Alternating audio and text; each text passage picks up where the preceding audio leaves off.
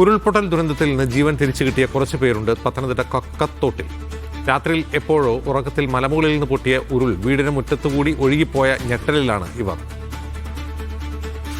അതിഭയാനകമായ ഒരു രാത്രിയുടെ ബാക്കി പത്രം. അവിടെയാണ് ഞാനിപ്പോൾ നിൽക്കുന്നത്. കൊക്കാത്തോട് നെല്ലിക്കാപ്പാറയിലെ ഉരുൾപൊട്ടിയ പ്രദേശത്ത്. അതിനെ ഭയാനകമെന്ന് വിളിച്ചത് വെറുതെയല്ല. കാരണം 2 വീടുകൾക്കിടയിലൂടെയാണ് അന്ന് രാത്രി ഈ ഉരുൾവെള്ളം കുതിച്ചിറങ്ങിയത്. ഭാഗ്യം കൊണ്ട് മാത്രമാണ് ആ വീട്ടിലുണ്ടായിരുന്നവർ ഇന്നും ജീവനോടെയുള്ളത്.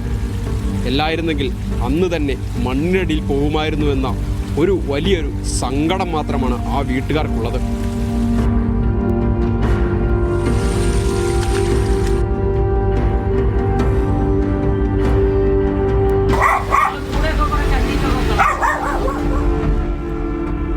ആ ദിവസത്തെക്കുറിച്ച് ഓർക്കുമ്പോൾ ഇപ്പോഴും മോഹനനും കുടുംബത്തിനും കണ്ണ് നിറയും.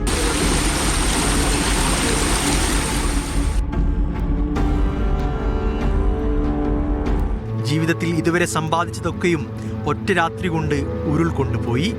രാത്രിയിൽ ഭക്ഷണവും കഴിച്ച് ഉറങ്ങാൻ കിടന്നതാണ് മോഹനനും കുടുംബവും. എന്നാൽ വെളുപ്പിന് വലിയ ശബ്ദം കേട്ട് നോക്കുമ്പോൾ വീടിന് മുറ്റത്ത് കുത്തിയൊലിക്കുന്ന മലവെള്ളം.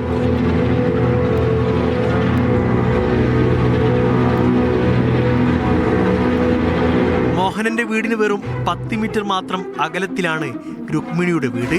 ഈ 2 വീടുകൾക്കിടയിലൂടെയാണ് വെള്ളം കുതിച്ചൊഴുകിയത്. എന്നാൽ വെള്ളം വന്നതോ തൻ്റെ കൃഷിയിടങ്ങൾ പോയതോ ഒന്നും രുക്മിണി അറിഞ്ഞില്ല. നല്ല സുഖമായി കിടന്നുറങ്ങി. രാവിലെ എഴുന്നേറ്റ് വന്നപ്പോഴാണ് ഈ ഭീകരമായ കാഴ്ച രുക്മിണി കാണുന്നത്. രാത്രി ഞാനൊന്നും അറിയുന്നില്ല.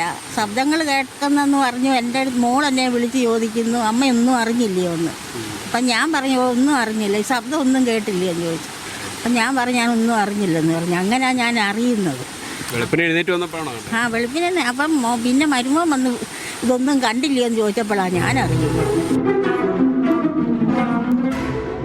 താഴെ എത്തിയ മലവെള്ളം പിന്നെയും കുറെ നാശനഷ്ടങ്ങൾ ഉണ്ടാക്കി.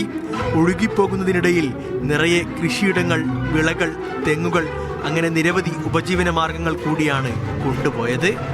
അതിനിടയിൽ താനുമുട്ടിൽ ലിജിതയുടെ വീട്ടുമുറ്റത്ത് കിടന്ന ജീപ്പും ഒഴുക്കിൽപ്പെട്ടു. പോയത് ഈ കല്ലും മണ്ണും തടികൾ തന്നെയാണ്. ഇത്രയൊന്നും അല്ല, തടികൾ ഒരുപാടുണ്ടായിരുന്നു. തടികളും എല്ലാം കൂടെ വന്ന് എങ്ങനെയാണെന്ന് നമ്മൾ കാണുന്നില്ല. നമ്മൾ നോക്കുമ്പോൾ തോട്ടിലാണ് ജീപ്പ്. ഉരുൾവെള്ളത്തിൽ ഒഴുകിപ്പോയെങ്കിലും ഭാഗ്യം കൊണ്ട് മാത്രം ജീവിതത്തിലേക്ക് തിരിച്ചു വന്ന മറ്റൊരാൾ കൂടിയുണ്ട്. അരമണിക്കൂറോളം ചെളിയിൽ പുതഞ്ഞുപോയെങ്കിലും മനോധൈര്യം കൊണ്ട് മാത്രം ജീവിതത്തിലേക്ക് തിരിച്ചു വന്ന മറ്റൊരാൾ, ഡേസി.